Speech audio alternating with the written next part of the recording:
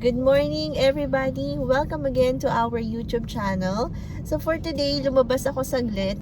So naisip ko, samahan niyo uli ako for another day, another charging experience. Let's go!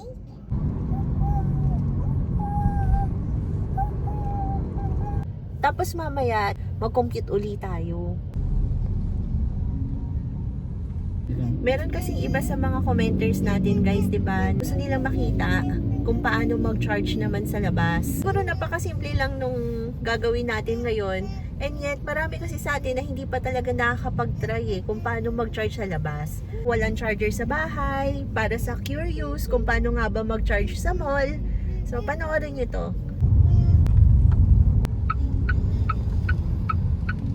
Sir, good morning po. Ayun.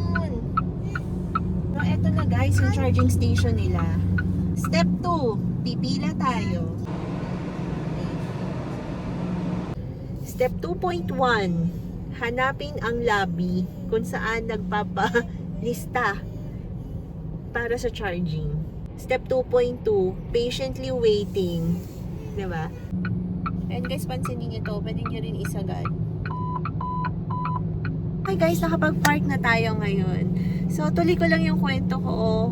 Nasa step 2.2 na tayo ngayon. So, we need to wait until matapos po tayo. By the way, pang line number 16 po tayo ngayon sa pila. So, ang process nila dito, tatawagan na lang nila tayo kapag turn na natin para pwede na tayong pumila doon. So, for now, magmamall muna ako. See you again later. Okay, so lunch muna tayo ngayon guys. Kain tayo. Kape tayo guys. Cheers! Done na ako sa errands ko. So we're just waiting for our turn. Pang-apat daw tayo. Andito lang kami ngayon sa loob ng sasakyan. Naka-chill mode. So nag-rest mode muna ako dito sa Geely. Right guys, so naka-park na tayo ngayon. Pwede na tayong mag-charge. Buksan muna natin. Yan. Kasi natin. Abot ba? Abot naman. Okay. So, kabit natin dito. There you go. Tingnan natin sa loob kung anong sabi daw. Calculating. Okay guys, nakasulat dito, no? Remaining hours is 6 hours and 16 minutes. So, ang starting battery natin is at 26%. Tingnan natin kung ilan yung magigain natin later. Tanong natin sina Lady Guard dito, maximum of 3 hours daw yung pag-charge natin dito sa, sa charging station. Therefore, obviously, hindi natin mahihit yung 100% charge nito. Kasi nga, kailangan nating umalis na after 3 hours. That's the maximum that we can stay here on the charging station. This is the second time na maka-experience tayo ng charging outside, charging at the mall. And I think pareho ng policy, maximum of 3 hours, yun yung napansin namin. While we are waiting, dahil mahaba ang ating waiting time, gusto ko lang i-remind kayo guys, no? I-check niyo muna kung may pila bago po kayong pumarada dun sa charging station. So, usually you ask with the guards. Another reminder, kapag tinawagan kayo agad ng admin, balik kayo agad. Kasi for sure meron ng panibago or merong nakapila sa inyo after nyo matapos mag-charge. Maging on time or maging mindful of your time para bumalik agad dun sa charging station para naman sa susunod na gagamit po nung charger. Pasok muna kami sa mall while we are waiting na matapos yung 3 hours namin. See you again later. Hi guys! Bumalik na ulit kami ngayon. So tingnan natin ilang percent na yung nagain natin na charge.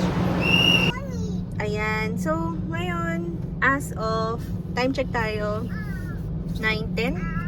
Meron na tayong 56%. So, we're just waiting for 20 more minutes. We suggest, katulad din ng ginawa namin, bumalik kami dito agad. So, nag-alarm kami sa mga phone namin prior dun sa 3 hours. Para sa courtesy naman, no, dun sa susunod na mag-charge sa atin. Hindi na tayo kailangan kontakin pa nung admin. So you can also do the same. Okay, so stop charging na tayo. Stop charging. There you go. So pwede na natin hugutin ngayon sa labas.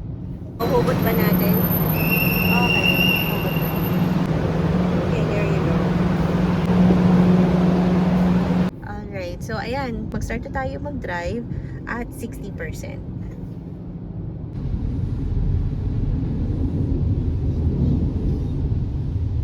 Okay guys, so nakauwi na tayo. This time, gusto ko lang di-share sa inyo kung magkano yung equivalent ng chinarge natin in peso. Baka curious lang din kayong malaman kung magkano kaya yon.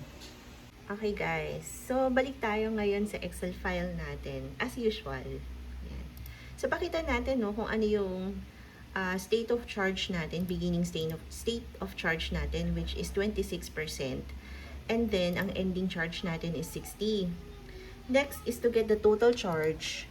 You simply minus these two items. Kaya naging 34% to. The battery capacity ni Geely EX2 Max is 39.4. So, given na to, no? And then, para ma-compute nyo yung total charge in kilowatt, i-multiply nyo si 39.4 kay 34%. The total charge in kilowatt hour is 13.396. Next, what's the Meralco rate? So, that's 15.50 pesos. Ito rin yung gamit natin sa mga previous videos natin. To get the total amount, you multiply the total charge in kilowatt hour to Meralco rate. And so, the result is 207.64 pesos. Do not forget to include the energy lost. So, the energy lost is 8%. So, saan galing naman yung 8%? Yung 8%, nakuha namin yan. If panonoorin nyo yung previous video namin, ni-indicate namin, no, kinumpare namin, nag-compute kami ng lumabas sa submitter and dun sa manual computation namin. So, the variance for that one is 8%. Kaya, sa mga computation natin, lagi tayo maglalagay ng energy lost. So, therefore, the total amount, kung magkano yung katumbas ng charging natin in peso is at 224.25 pesos. Okay, so ito yun. Yan yung ating mall charging in PHP. Okay? Okay, so few items to take note guys. Gusto ko lang banggitin na ang pinakita lang namin is the HP ng mall charging natin, but we didn't include the other expenses. So ano yung mga other expenses natin? Food, coffee, parking rate, yun. Kasi 'di ba, ang gusto lang naman natin ipakita for today is ano ba ang ating mall charging experience, and on top of that, share lang din naman namin yung magkano kaya yung PHP value nun. Ayan. Ano pa ba? Maganda talaga no, yung meron tayong available charger or naglagay sila ng mga charging stations sa mga mall.